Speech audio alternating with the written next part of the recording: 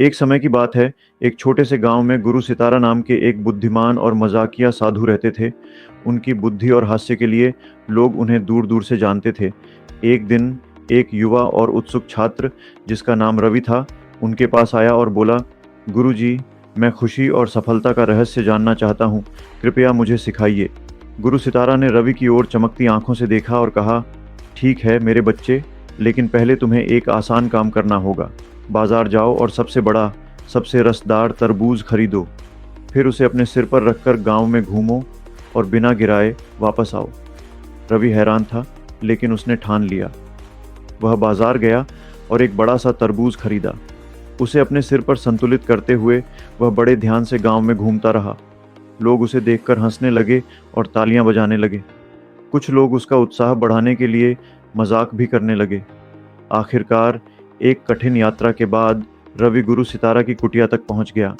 तरबूज अब भी सुरक्षित था और रवि ने राहत की सांस ली। उसने गुरु सितारा की ओर देखा, प्रशंसा की उम्मीद में, लेकिन गुरु सितारा जोर जोर से हंसने लगे। बहुत अच्छा मेरे बच्चे, उन्होंने हंसते हुए कहा, तुमने सीख लिया कि खुशी और सफलता का रहस्य कितना सरल है। जैसे तरबूज को संभाल कर चलना, वैसे ही जीवन में कई चुनौतियां और अजीब मोड़ आते हैं, लेकिन अगर तुम उन्हें हल्के मन और हास्य के साथ सामना करोगे तो तुम्हें सबसे कठिन समय में भी खुशी मिलेगी। रवि भी हंसने लगा और गुरु सितारा के शब्दों का महत्व समझ गया। उस दिन के बाद उसने हमेशा एक मुस्कान के साथ जीवन की चुनौतियों का सामना किया। जब भी उसे मुश्किल महसूस होती, वह उस तरबूज वाले दिन को याद करके अपना हौसला बढ़ा लेता।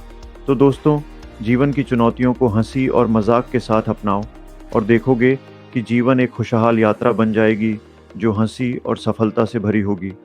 खुद को इतना गंभीरता से मत लो। जब भी उदासी या हार महसूस करो, अपने जीवन का कोई मज़ेदार किस्सा याद करो। हमारे चैनल द अवेकन बुद्धा पर जुड़ने के लिए धन्यवाद।